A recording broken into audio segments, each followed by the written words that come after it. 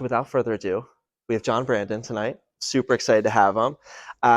You're a serial entrepreneur. You've done a lot of stuff in the small business world, which I'm going to let you talk about. And you facilitated, I believe, over 30 million and roughly 700 units, if I'm right.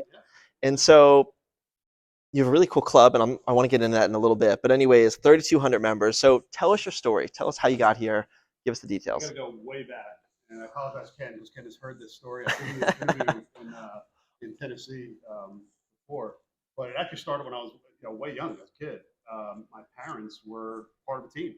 They it was they started. My mom tried to explain it, but she didn't know what I guess what syndications were back then. But my father's an Italian immigrant, and he was like a superintendent handyman, and my mom was basically we'll call her an asset manager, and property manager. So they kind of just sold themselves as a husband and wife team for apartment complexes. So I always want to consider myself an army brat because we kind of went to probably moved around 4 or 5 times before I was 10 years old. But we kind of ended up, and that's what they did. And then I ended up in a place where they actually worked for another Italian immigrant who actually didn't know a word of English when we first came over to this country. And he was a fix and flipper. And somehow he ended up in Rockaway, New Jersey, and had this huge piece of property. And back then, Rockaway wasn't what it is now, and it's just a huge complex. But I remember, you have your parents, and they're on a pedestal because they're your parents. And then you see this, and it's their boss. So so as an 8-year-old, I was like, oh my god, like this is like it's almost like God, we were just seeing, and he's got this big red Cadillac, so it's like, oh wow, this is unbelievable. And I think when we got there, it literally was like only 16 units. Now he apparently had, as I learned, I'm 8 years old, I didn't know the whole story back then, but as I got older, I learned it. He had 2 different complexes in New Jersey. So this was like his third, and this was his baby because those are the other ones he took over, and he did just remodels and stuff that we do as syndicators. But that was one that he just built from the ground up, and it was only 16 units, and my parents came in there as superintendent. Wow. And she actually, and what's funny was she was actually then in charge of everything, like asset manager, property manager, leasing manager, like everything that had to do with. And in fact, the construction crews would come in, and she was the point person. So she actually learned. So it was like I made that joke before about learning at the kitchen table. And I said it about Joe. They learned that at the kitchen table, but that's kind of right there. So I always had that in my head. And as growing up and things happened, my parents got divorced, and we always were apartment living. And it was funny. One thing my mother said to me was, start of every month, she's like, it's the landlord's birthday. So I'm a kid, and I'm like, oh wow, you get presents on your birthday, and I was like, but I never could figure out why every month. I was like, what, this guy's got another birthday, and he's got more presents. Like, what the hell is going on here? And then finally you realize like it's the rent. So you have that. So you have that subconscious thing going on, like all right, wait, something's going on here. Yeah. Like how could I?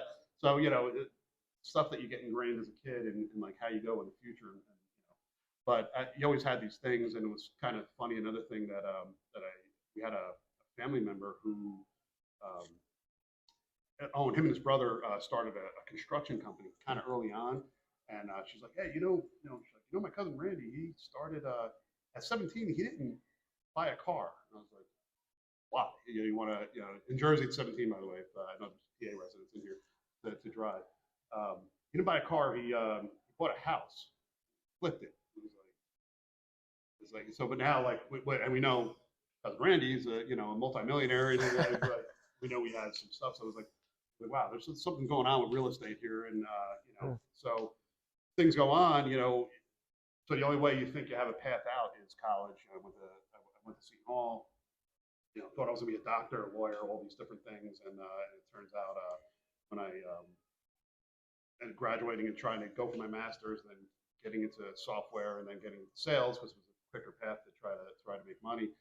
I never really, it was like, okay, real estate's there, and then I got to try to get there. But the one thing that always held me back is I thought capital was the way to do it. So I was always trying to either try to save money or try to do with that. So eventually getting to, they call it house hack now, but all it was a 2-family house. Right. Well, it's like, okay, I'll live in one part, and the second floor, try to make mortgage, try to get that. So that's really kind of where that journey starts. Is okay, you start with the 2-family. I never really got into a lot of the fix and flips, small things here or there.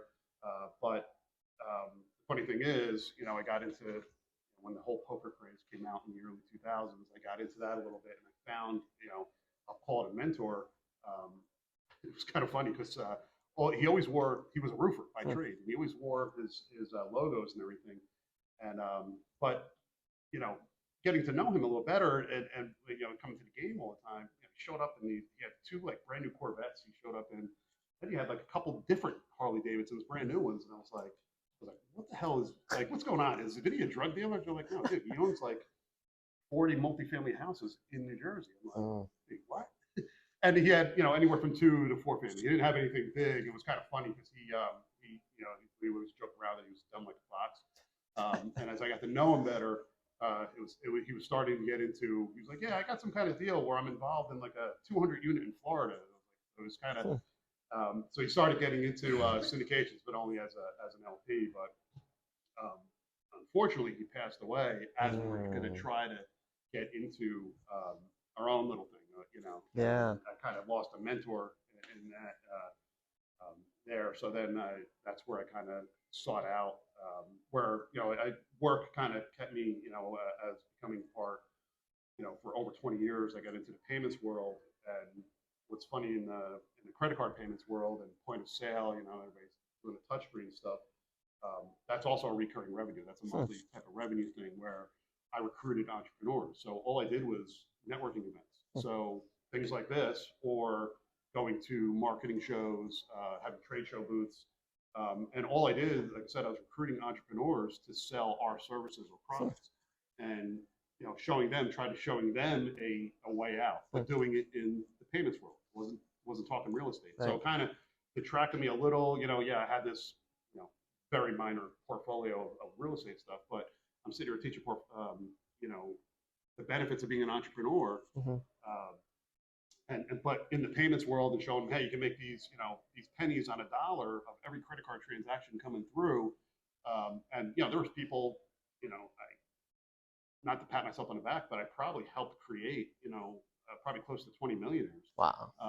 Doing just their recurring revenue. The people, I would get anywhere from single moms to single dads, and they started from working full time and just selling a couple of merchant accounts a month. Going door to door, whatever. It was a little bit easier back then. It's a little harder now to sell merchant accounts.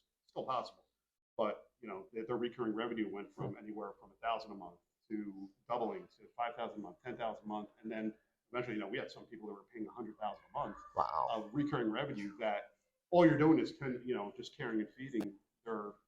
Just making sure that the customer service, and that's how I met my wife, who was part of the customer service team, and just making those people happy. Because in our world, you just had when you sold that service, hey, you just give them an 800 number and they call customer service to make them happy. So I always had this kind of recurring revenue, like, hey, the monthly rent, recurring revenue. I was given a package more than a few years ago, and always having, like I said, small portfolio. I was like, all right, let's jump into the bigger stuff. So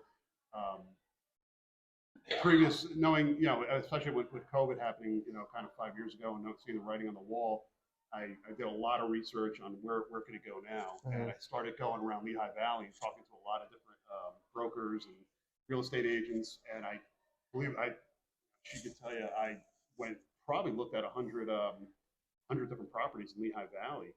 I think that's how one of the real estate agents kind of turned me on to you. I forget her name. But she turned me on to Was you. it Christine? No, not Christine. It's a husband and wife team who. I have no idea. Yeah, I can find it. But anyways, but that's how I found you. But through, I know Joe's not a fan of Bigger Pockets, but through Bigger Pockets, I found a syndicator, and that's how I met Ken. So I got into a couple LP deals. I joined a mastermind because I kind of lost that mentor that passed away. Right. And I was just looking for a way to, and the one thing, and before I joined it, it was a perfect sales pitch to me because I was looking for smaller stuff. I was looking 2, 3, 4 family stuff, and the one thing that they sold me on was like, why do you want to live in that space? Let's go a little bit bigger. And sure enough, I doing these things, meetups, networking, finding people across the country. My first deal um, through that, joining that mastermind was a 16-unit deal down in Greenville, North Carolina, with a Nice. guy in Colorado who was a psychologist by trade, Yep. since he's still a psychologist. And that's, the kind of was like a domino effect where once we got that first deal, we were able to do three more properties in that one calendar year. And Wow. yeah, like over 250 units in that 1 year. Wow. Yeah. So that one shot, I mean, it was all part of the education. If you ask me about syndications now, I was trying to tell them before, like, I'm not, I would Yes. probably, and some of the questions you'll ask me later about who would I follow now and what books I would read, I would probably back off of the higher unit deals. I would go back to the smaller unit deals, kind of stuff that you're It's doing. a time and place. Yeah, yeah, and definitely crunch numbers a little bit better, um, but yeah, kind of brings me up to now, and now I'm trying to. It was kind of funny. I went to a meetup that you spoke at over a year ago. I said to my wife, I was like, yeah, you know what, we got all right. We got all these units, we got everything going on, Mm-hmm. and it's funny. One of my partners in the deal we closed back in May, he was like, well, it's great. You have all these millions of dollars of property and assets under management. He's like, we can't eat our equity. It's just sitting there. It's like well, okay, we can look at a bank. And I'm like, oh yeah, you're right. What do we do now? Right. So I kind of looked at more businesses. We have all these different businesses set up. I have a bunch of, my CPA loves me because I have, it's great because I'm a GP on deals and I'm an LP on deals. So I have 22 K1s coming in, and it's a real big pain in the ass. They love you for sure. Oh yeah, yeah, especially when the bill, all the time. But so I think it was well over a year ago. And I said, all right, let's start looking at some other things. And it was funny from all the networking stuff. Hmm. And I think I told you the VA. I had a VA help me out with my LinkedIn profile. And all this networking. And there was this guy. This one guy kept reaching out to me for well over a year, trying to get me to buy businesses. Hmm. And I was like, you know what, Dave? I was like, you're the most persistent guy I've ever met. I was like, I'll give you 20 minutes on a Zoom call. And he finally got me convinced. So then I ended up buying an insulation company, believe it or not, Wow. in Jersey. So I bought 5 territories out there, and I have a GM and a sales guy, starting that up, and bought a small little vending route that that my wife and I are trying to figure out. If that makes Nice. sense. So we're trying a couple different things and see if as we're still looking at property. It just has Yeah. it's a rough. With everything happening out there, like I said, May was the last deal that we closed in properties, but nothing's really that great, I think, out there right now. Yeah. When we crunch the numbers, we didn't like any of the numbers. So that's kind of where we're at right All right. There's so much I want to dive into. now. First, before I dial all the way back, where are you at right now? Meaning, like, where's the portfolio sit at this moment? And then I want to go all the way back. I'll give you the bad news. Well, not bad news, but we just sold a property in Baltimore. It was 64 units, Nice. and got nothing out of it. Believe it or not. So we closed on it. As one of our partners says, we left a little meat on the bone for someone else to come in there and finish off the rest of. I think there's maybe 30 units left that needed to be turned over, and we just got out of the loan, and we got our investors probably back. We promised them, we did the whole thing, with the whole presentation of Yeah. them, the 2x and everything over 7 years. But we went to them, got on the call, and said, hey, basically, listen, we're gonna give you back probably about 60% on your money, all in, but it's probably better for us to get out of this deal. It was Baltimore. We were kind of convinced that someone knew the area a little bit better than they did. I was more of I kind of, I hope that guaranteed a loan. So kind of me, I was like, all right, get the hell out of it then. Yeah. So call it bad news, but there was nothing to make anything on it. It was just to kind of break even. So it's kind of like when you take your good wins, your bad wins. It was good in the sense that, okay, that was the only exposure we had. We didn't have to come out of pocket for that, but we lost a lot of sweat equity there. So we lost a lot of time and analyzing the deal, going down there, doing stuff like that. So, but yeah, we're had to make sure. So where I'm at right now, like over 700 units. Awesome. Mostly in North Carolina. Jacksonville, 2 big properties in over 200 units in Jacksonville, North Carolina. So big. There's actually not just Camp Lejeune there. There's a couple other couple Army bases there too. Big military presence. Actually, only about less than 40% are actually military that we have in there. And then we're in Greenville, North Carolina. that about an hour east of Raleigh. Uh, the mayor is our property manager there, so we had a little inside track there. Uh, Property in Maryland is actually a school. Is just for student housing Hmm. for college. I forget the college name off the top of my head. It's in Maryland. Um, One in Decatur, Georgia, and Montgomery, Alabama is the one we closed in May. 96 units. That was a It's really awesome. nice deal there. That's awesome. Yeah. So, all right, I want to go all the way back, right? So you were in the business world, you were kind of looking at real estate, Right. kind of had a little portfolio going Mhm. before you went like all in. So my question is, there's a lot of people here that are either starting or might be in the businesses Mhm. or on one side of that. Like what skills transitioned over and what didn't per se? Like did things help you from that world go into this world? The For me, um, I'm very comfortable in this environment. So I'm okay with networking. So I'm okay. So I had to pick up the phone. Not necessarily, if you ask me, I hate cold calling. So for me, it was always what could I generate? How could I generate? And so let me qualify that a little bit. How could I generate the call to me? Hmm. So if there's something I could do in a marketing, so that's why I got a VA for LinkedIn stuff. So if I could get someone to email me and then I make the phone call, I don't call that a cold call. I call that at least a warm call. So at least that's part of my networking process. So at least in a trade show or a networking environment, someone comes up to me where I can shake their hand. That's easier for me to do than for me to just pick up the phone and say, hey, hey, this is John, and same thing like with merchant accounts or anything else. I'd rather have them call me, Hmm. and then at least it's kind of breaking down that barrier, and then that person is probably in a more they're probably looking to be sold as opposed to me trying to sell them. So that's the way, and I do believe in a lot of energy transfer. So my energy changes if it's me trying to sell you as opposed to hey coming into my world. So I like that's that. So I mean, at a base, it's kind of like okay, taking these systems, creating a system out of this process, and yeah. actually making it work for you rather Yeah. than just diving in and doing Yeah, whatever. and you can make the argument like, well, picking up a phone and making a phone call that costs no money, but you're setting up a system could cost all money. Like, yeah, but you're investing in yourself and you're investing in a couple different things. So yeah, I do spend money on a VA, but he's making that smaller investment is making that happen, is making that system work, and then it does pay dividends.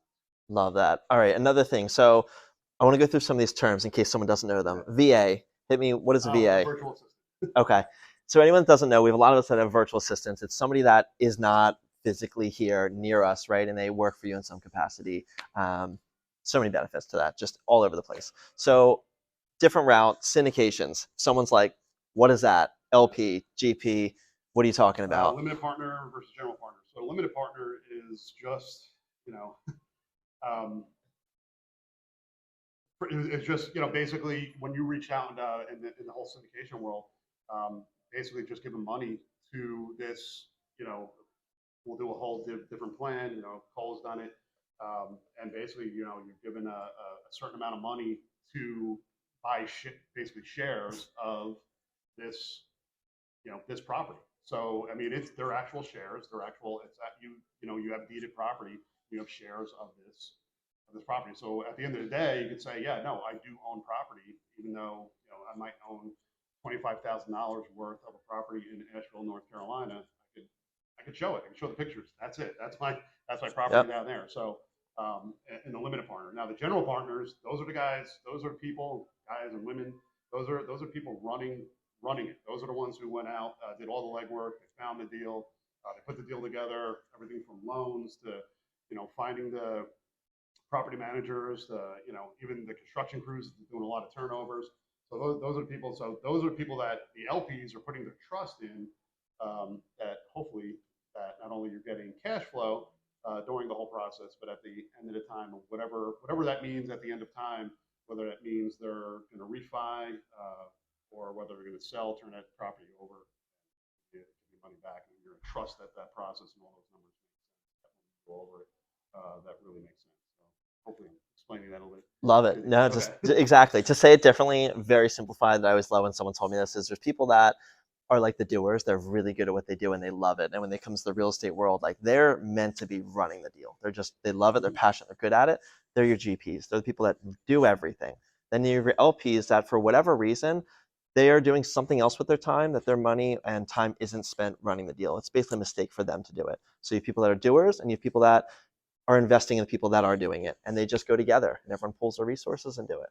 So syndication in a nutshell. But Well, and the LP yeah. part of it is, and what I told people who invested with our team before is, the beauty about being an LP is you could be an absentee landlord and, Oh and yeah. not and not have the negative connotation with that. So it's not like you're a deadbeat landlord. It's you're going to be making money. Hopefully, whatever the payout is. Normally in our stuff it's quarterly, but hey, you're going to be getting checks quarterly. Mm-hmm. Depending on we were trying to do 8% preferred returns, and you're going to get that until hopefully our exit plan. So that's and then you're like, oh, wait a second. You mean I don't have to get the phone call? Like, no, you don't get the phone call of a pipe bursting or a toilet running or anything else. That's somebody else that's dealing with it. Yep. Like I said, the doers and the people that just sit back and hopefully just collect the funds. Yep. And I'll stand behind it all day long. I always say this to people, but like if you're not an active investor and that's is not what you want to be, I think the LP investment is the best thing that you can do, Absolutely. hands down, in Yeah. any investment strategy whatsoever.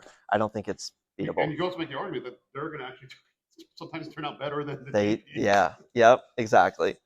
So, all right, answer me this. So you started with the 0 doors at one point, and now you're at 700. Yeah. What were some challenges from going through that journey? Like, where were the major hurdles? And did it go in segments where it was like hurdle, easy, another hurdle, or was it just different things? Oh, sure, yeah.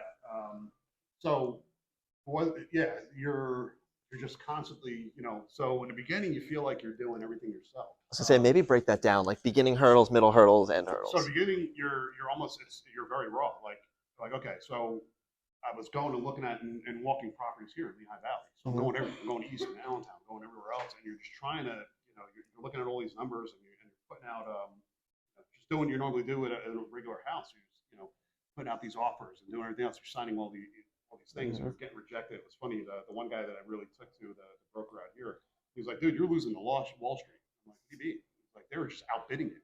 And it's like, I'm getting as close to what they're asking. He's like, yeah, forget it. He's like, you're just losing out on them. So I realized that one of my skill sets, the one hurdle was I wasn't good at it. I wasn't good at finding the deal. So I was like joining the mastermind and getting set up with, who I'll call a friend now, my partner in Colorado. He was good at finding deals, not necessarily here, but in North Carolina. The nice thing about him was he actually went to medical school in Greenville. So that's where he got his psychology degree. So he kind of had some intimate knowledge. His wife did. I think his wife went to Asheville school there too. So she got her psychology degree there. In any case, he had a lot of intimate knowledge of Greenville. So he did a really good job of selling me, saying, hey, you want to partner up on this? It was going to be a three-way partnership. That's a really good story too. Three-way partnership where I was actually only going to be a 19% investor in the deal. So we weren't going to syndicate it. We were still going to JV it. Joint venture. And at the last minute, it was funny. She was using IRA, self-directed IRA, and for some reason, I forget what the loan company was at the time. I don't think it was Lima One, but they actually rejected her self-directed IRA, which makes no sense. What? Yeah, at the very last minute, and we closed the deal on the 31st of January. So we found out the day after Christmas that they rejected her. And yeah, so he called me up in a panic. He's like, we're going to lose this deal. And I'm like, wait, what do you mean? He's like, well, they rejected her funds. Is there anything you can do? And I was like, you got to give me 48 hours. I had some stock holdings that I was able to move some money around. So I was able to come up with a deposit for that first deal. So then it ended up just being the two of us where it was a 60-40 split where I ended up with 60. So that's awesome. But yeah, that was just a weird story. Like that's so weird. How do we not know that? We had until October when we signed the paperwork, and we didn't find out until how many months later. But that's all crazy stuff. That's lending. Lending. Was the bank that told you that, or the self-directed IRA told you? I know for a self-directed IRA, you invest in a property. Right. You can't invest in your own property. You can't be a limited partner. Oh yeah, you know what? You might be right about that. It might not have been the loan company. Right. At the time, Scotty told me it was, it's my partner. Yeah. Scotty told me I thought it was a loan company. So yeah, you might be right about that. You can't. Well, no, right. You couldn't be a GP, but it was a joint venture. You can invest, but they'll hit you with taxes. You're allowed to do it, but they'll nail you. From my understanding. So I know Advanta, but Advanta is another company that I was working with. They told me I couldn't GP and use my IRA money. Yeah, you can't do that. In a joint venture, though, he said, yeah, all day long, and you could use it for construction, but he didn't mention anything about taxes. Though. I don't. Yeah, but It depends. Yeah, it depends. Yeah. Yeah. Well, it's interesting. One of the reasons, and I'll let you keep going, but I like that is one, you said you put in the hard work, like you did the things out of the gate, and you're like, okay, let's put in the hard work, let's put in the reps, and let's figure it out. And then two, you're like, okay, I recognize I'm not good at this piece of it, so let's find other people that are good at that piece, and let's partner. Some people can do it all, and that's awesome. Other people just aren't good at things, and find other people that are good at those things. So I think it's awesome. But so that was kind of more entry stage. So keep going. It was funny because my wife reminded me the other day. She's like, when I first, as I was looking at all these properties, I still felt very raw, very green. Like I didn't know what I was doing.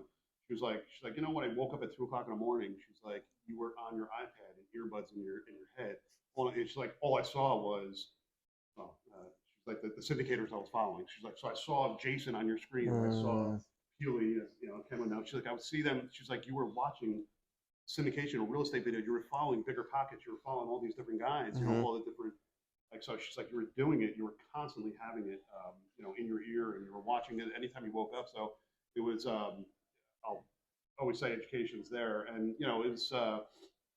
Whether it was David Green or Brandon Turner, Yeah. whoever it was, when I was just looking at all their stuff, and it was cool because at least there was 10-minute snippets I could hear, and then fall asleep to it or whatever, or Mhm. listen to a podcast or something in my ear, or grab a book or something from Audible, and I was always trying to, what did I miss here? If I could just grab one snippet from somebody that was important, so that was kind of the education process to see what was working, because to me it was okay. I got a little bit of a nest egg to use, but I also have to take care of the family.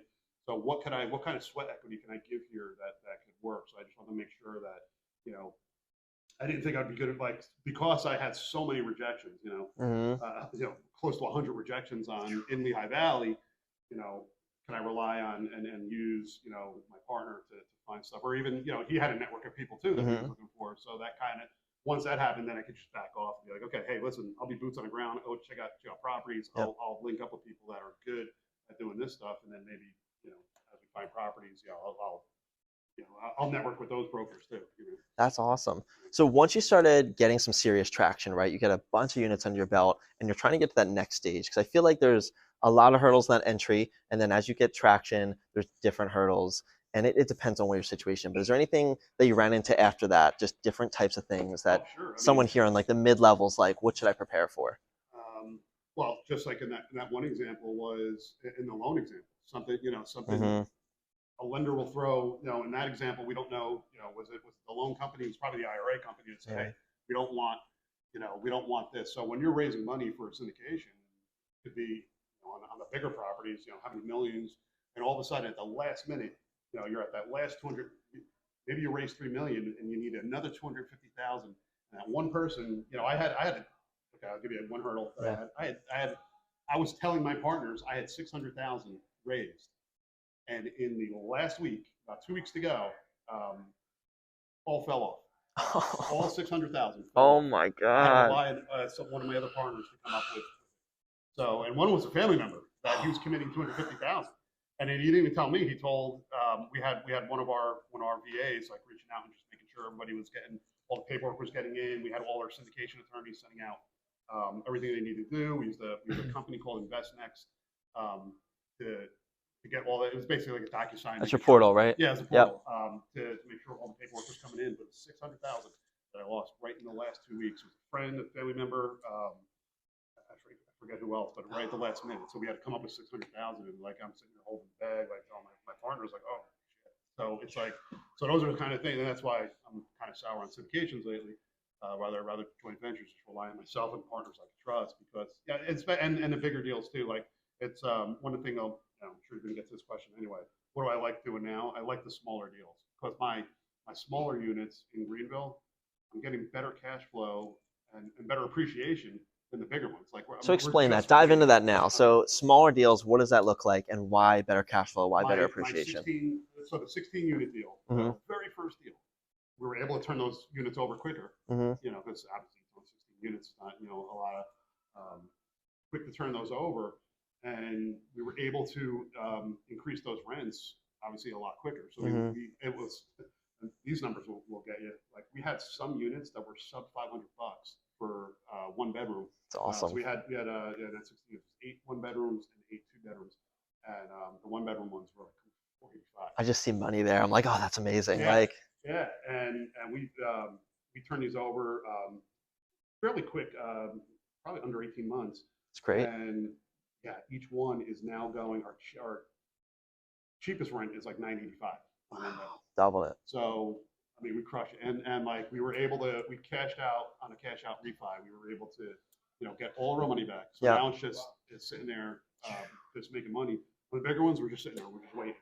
And it's funny talking to Joe before.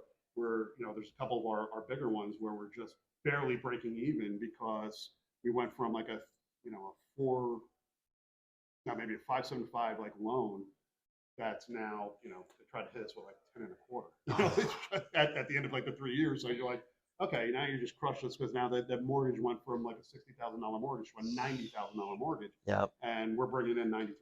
It's like, okay, so it's like, let's pause all the, we have like 30 units that we have to go on a 124 unit. Let's just pause there for a second and wait till, we get caught up a little bit. And we're actually, we're going for financing. Hopefully we'll secure it in February, but go for agency debt a little bit cheaper, and then hopefully bring it back in. But now you're on a pause on the bigger ones. I'd right. rather have the smaller ones. That's why I like some of your deals, because they're like a little nicer, a little easier to manage. Manageable. And, But it's funny because just on that note, like, and it sounds like you'll agree with this, but I'd be curious to hear again, is there's like I don't know, let's say 2 to 15, 2 to 20 space. Like I would say it's like small multi. Yeah. Then there's like your mid multi, like let's say 20 to 99-ish, give or take. And then you're like 100 plus.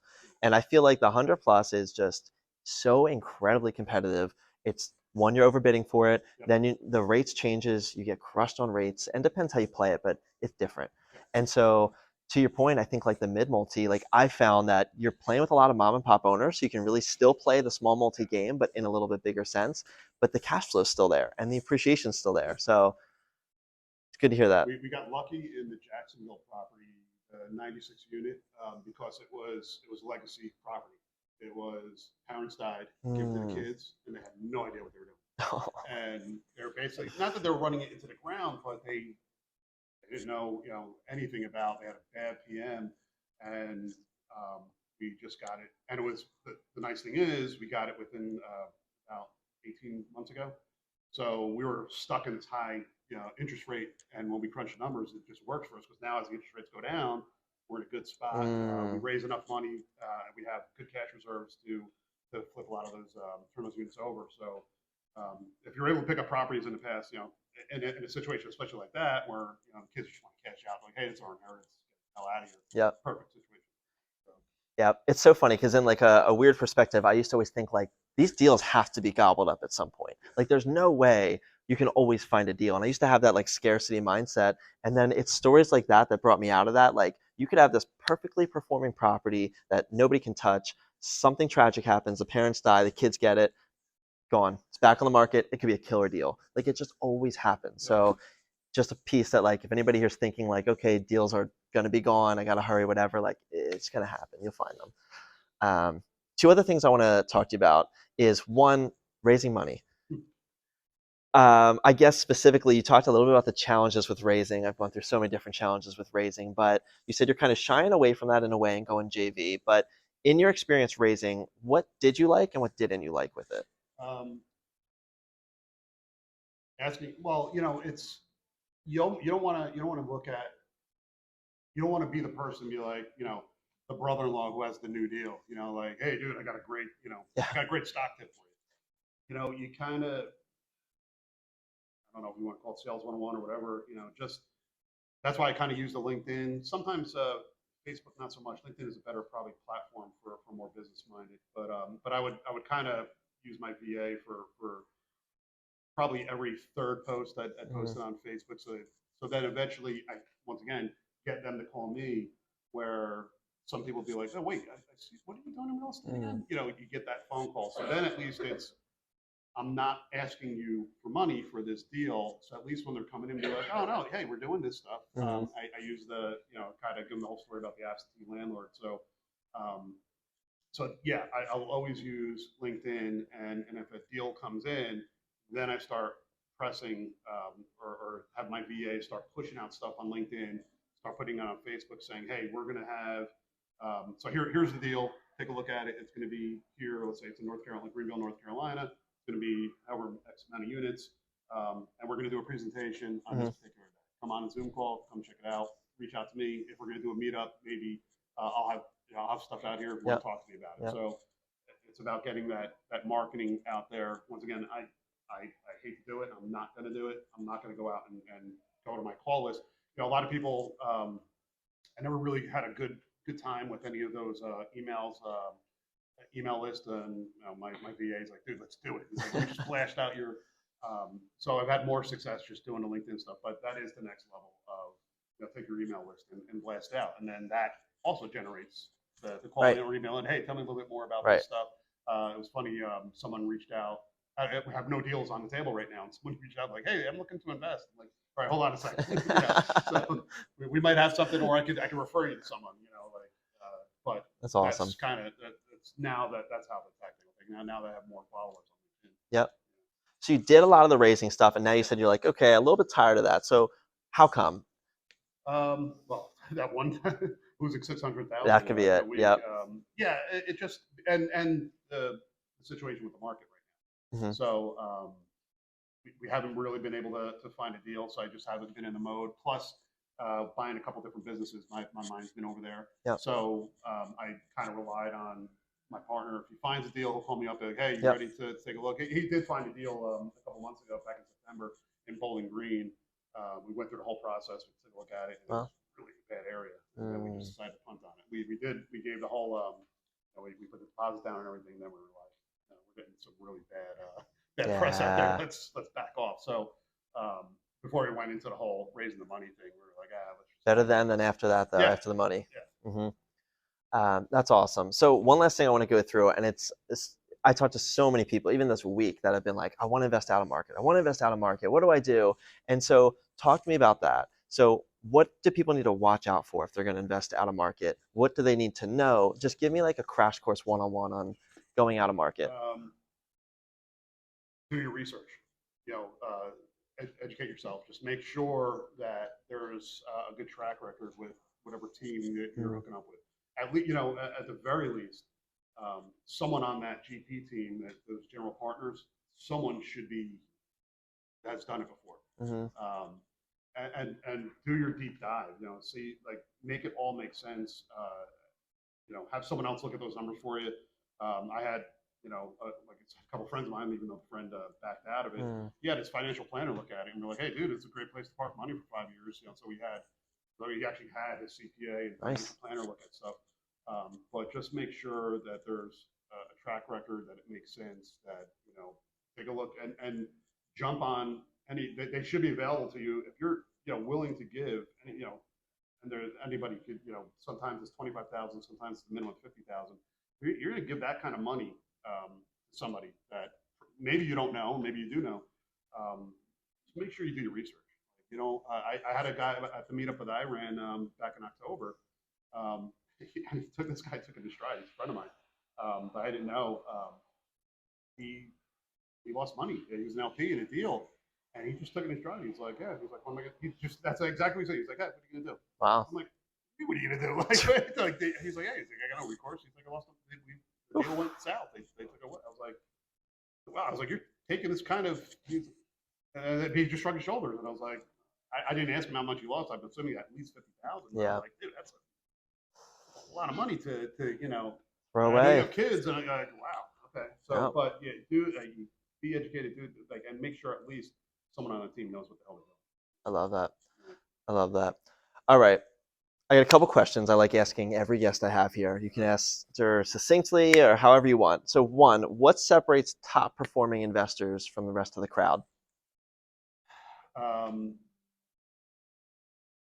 I would say education, but I wouldn't say not necessarily formal education. I don't care if they went to Wharton or anything. Just someone who has talked the talk and walked the walk. Someone that who has been there, done that. Has a T-shirt. Knows what they're doing. Those guys, they've been around. Maybe they've been around for a while. I remember when I was a junior sales guy, and I couldn't figure out why, my VP of sales, why wouldn't he give me the bigger accounts? I couldn't figure out why he was always giving it to the senior guys. Like, I can do all that. I'll do the follow-ups. I'll do it. And then when I became a more senior guy, then my eyes opened up a little. That's why. I didn't know how to do this, or I didn't know follow up didn't mean picking up the phone all the time. It was some of the other things. I did write down. It's funny because you told me Yeah. that one, but you know, and investors in real estate, knowing that market. Mm. You just can't, even though you're saying, hey, investing out of market, sure, but what do you know about it? Mm-hmm. And you have to rely on that team or someone in that team. I put a lot of faith in, the mayor is our property manager. Yeah. Okay, yeah. So I think he knows Yeah. that town pretty well, and politics aside, he knows what's going on there. He probably could, get the right levers for us if we need anything. And also the same thing, Yeah. Those guys put together a great team. So that's Yeah. that's what I would say about how a great investor, that's someone you want to follow and pay attention to. So good. What is a daily habit that contributes to your success? Kind of gave a little bit of a snippet before, Yeah. but and my wife could attest to this. There's always an earbud in my head. There's always look, it's attached to me. Literally attached to you. It's literally attached to me. So I'm always listening. I try to balance it now. So I'll either listen to a 10-minute comedy podcast or anything with golf. But I'll always have an Audible book that I'm in the middle of, some kind of real estate thing. But I try to always, it's just a daily habit. Even if I wake up in the middle of the night and I can't go back to sleep, I'm popping something in there. That's awesome. So I always try to get something. I'll always trust someone that's constantly listening to podcasts to the extent I jumped in one of my buddy's cars the other night. We were going somewhere, and like in the background of our conversation, he's just listening to like sales scripts. I'm like, can you like turn that off for just a minute so we can talk? Like, chill. But what is a piece of advice that you'd give to yourself if you were starting again? One thing. Start sooner. Start that. Don't be afraid. I think I was afraid because I didn't have any money because I was a kid, that had debt coming out of college that I couldn't do anything. And there's a lot to be said about doing some sweat equity. Yeah, we didn't have going back 30 years. You didn't have the YouTubes, you didn't have the Googles of the world. There was actually meetups though. Mm-hmm. I went to them, and I probably should have did a lot more networking and trying to figure things out. So you didn't awesome. need, yeah, you didn't need. So I would always say, so much easier now. Mm-hmm. To get involved in all this stuff. I mean, we're throwing. I mean, Joe's throwing like 3 more meetups before the end of the year. So, I mean, and you're always throwing. We always got one. There's always something going on. I mean, it's a rough time of the year because it's the holidays, but there's always stuff going on somewhere. I mean, even closer to our house or at the other brewery, stuff always going on. So yeah, get involved and get over here and just collect some business cards and be like, and it doesn't, you don't have to join a $20,000 Tony Robbins mastermind to get that information. I'm sure they're great. I mean, don't get me wrong. I'm sure he's a multimillionaire for a reason, but Dev, I know if I say bigger pockets, Joe might not like me, but now, but there's other ones out there. There's I mean, follow Cole. He's got some great advice. There's so many good things out there. So much information out there that's so great. That's mastermind type of level stuff that you could glean and people and anytime I picked up the phone, especially when I was trying to find out some information, people will help you out. Everybody will. Yeah, especially people in this room. They're not keeping stuff close to their chest. They're helping you out. It's like you're not asking for money. You're just asking for advice or some kind of help with something, and they're willing to give it. I love that. Do you have a favorite real estate or business book? So I guess everybody always starts with Kiyosaki, right? So it's Rich Dad Poor Dad. Did everybody here read Rich Dad Poor Dad? All right, just it's a prereq. Yeah, so that's always starts there. And the other one I did write, I just made sure because I actually was on a podcast. Not a podcast. We did a meetup, virtual meetup. My buddy was able to grab Brian Burke, who did the hands-off investor. Mm-hmm. He was so good. We had him for about an hour and a half. It was funny. I was flying back from Florida, so I had to watch it and talk to him on my phone. But I was like, there's no way I was letting this guy. He was so good, and it was kind of funny. I think this was in the summer, this past summer, and it was kind of the conclusions I was coming to at the beginning of the summer when I was beating myself up over our bigger deals are just taking longer to get to any kind of appreciation or anything. And I was telling my other partners, I'm like, all right, let's back off a little. Let's go sub 50s on our unit counts, and let's tell our brokers we're going to do any kind of deals. Let's JV them. Let's go under 50. He said the same exact thing, and he's like, we were asking him like, what would you do now? He's like, I'm going sub 40. He's like, I'm not touching anything. He's like, I'm not Wow. syndicating any deals. He's like, if I find a deal, it's gonna fall into my lap and it's gonna be sub 40 units. And I was like, did you hear that? I was like, yeah, I was like, so it's a really great book, and I threw it on my Kindle. I got a hard copy, and I have yellow highlighter, stuff that you That's see. awesome. Yeah. I have the book. I haven't read it yet. It's in my to read list. Now, there's some good stuff in there. There's some chapters that are really, really good stuff. That's awesome. All right, my last question for you. What is your favorite part of real estate investing? It's funny. I think it was Carnegie that said like 90% of your millionaires come from real estate, but it's not just about the money. It's what money represents. It's the freedom. It's the free, like, any kind of W-2, it's exchanging your time for money. So at least if you know you've got the engine going, it's you know it's it's not hitting the lottery, but it's that it's a means to an end. It's getting to that freedom point. So it's there, and if that stat is correct, 90% of the people in the world who've gotten there, so it's got to, yeah, at least that dream is there, and that's kind of, like I said, from a little kid and seeing that Italian immigrant who had, was a fix and flipper, and now had, he's got like five, multifamily properties, and these guys are still alive in his 90s. You got to do something right, So it's kind of like that dream, seeing how that time freedom is probably what I'm looking for, and spending more time with my family and doing things I want to do. That's awesome. That's absolutely awesome. Any questions from anybody else? None? I have a question. Sure. Talked about like a little bit with like buying other businesses and stuff. Yeah. And you kind of hinted to like the market not being kind of what you want it to be. Are there like any tips on like other businesses that you buy, and like the installation? I thought was interesting. Yeah. But then like also sub question on that, like for cash flow or just for doing something or career purpose or.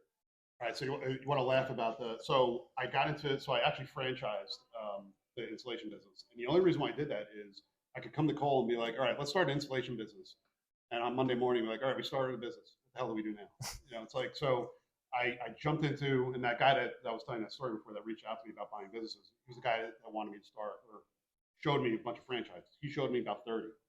I pared it down to 2. And the only reason why I fell, so they have to disclose, when it's a franchise, they have to disclose a lot of things in a franchise disclosure document. I just fell in love with the numbers for this particular, because it was funny. I was talking to a buddy of mine who has an HVAC company, commercial in Jersey, and I kind of, and I had the whole thing, the whole paperwork out, and I was like, Paul, take a look at this. He's like, I don't have to take a look at it. He's like, buy it. I was like, what? He's like, get the franchise. So I didn't even show you anything.